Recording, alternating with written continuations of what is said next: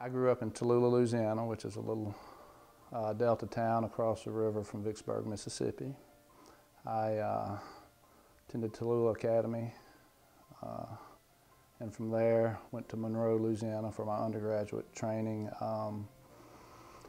At the time, ULM was called Northeast Louisiana University.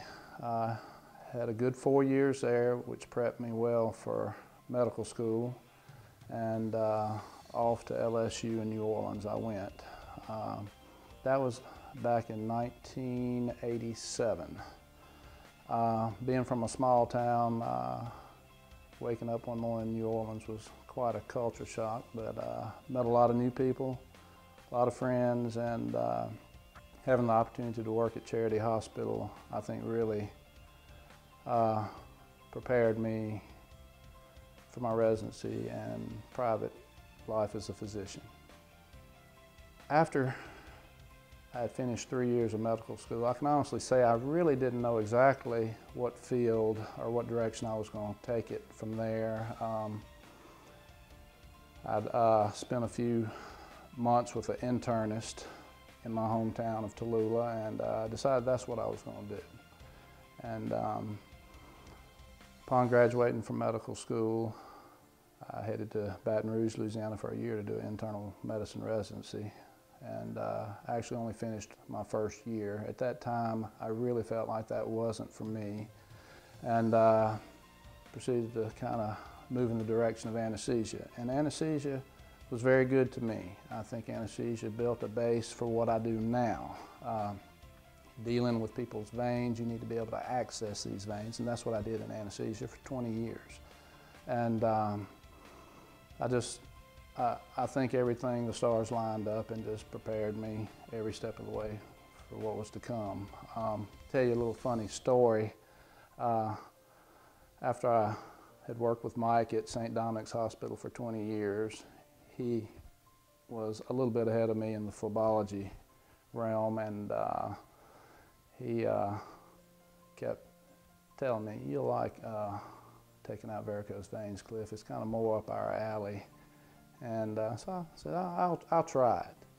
So I spent a few months with Mike and watched what he was doing. I saw the results he was getting with his patients, and it was really amazing. He would have patients that would come in and actually start crying on their return follow-up visit because they were so happy about the way their legs looked. I mean, they literally had not worn shorts for 40 years.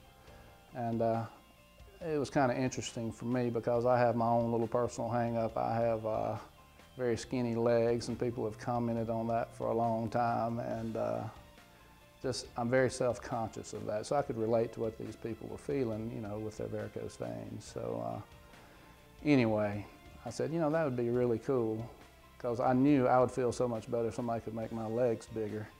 If I could make their varicose veins go away, that'd be kind of awesome. So I decided to go headlong into it, and here I am today. And what's so satisfying about what I do now is I have some of those same type of patients come to me now that actually break down and cry and are so happy and thankful that they don't have varicose veins anymore. They can wear a skirt or shorts. I believe working with varicose veins is perfect for Mike and myself. We've always, over the past 15 or 20 years, felt like there was something we were missing in doing anesthesia. We would put patients to sleep, we wouldn't see them again, there was no other contact, and you know, there was a void missing there. And it's been nice to be able to have a conversation with patients, you know, talk to them about their background and also actually help them with their problem. And I think we both do a good job at that, and patients, you know, they like to be able to talk, not just be strictly business all the time. And I think Mike and I make a good combination. That was the goal for Mike and me, is to make this experience not seem so hospital-like. All the way up from the pictures on the wall, the rugs on the floor, and the way the rooms smell. We wanted patients to relax. We want it to be a different experience. And so far, I think we've provided that, and we hear it quite often. and we strive every day to make it better and better. Our staff at Mississippi Vein is second to none.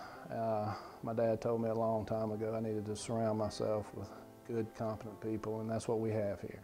I mean, everyone knows what they're supposed to do, they're on time, and they all have a common goal that fits in with mine, and that's to make the patient feel comfortable and help get the results that they really want.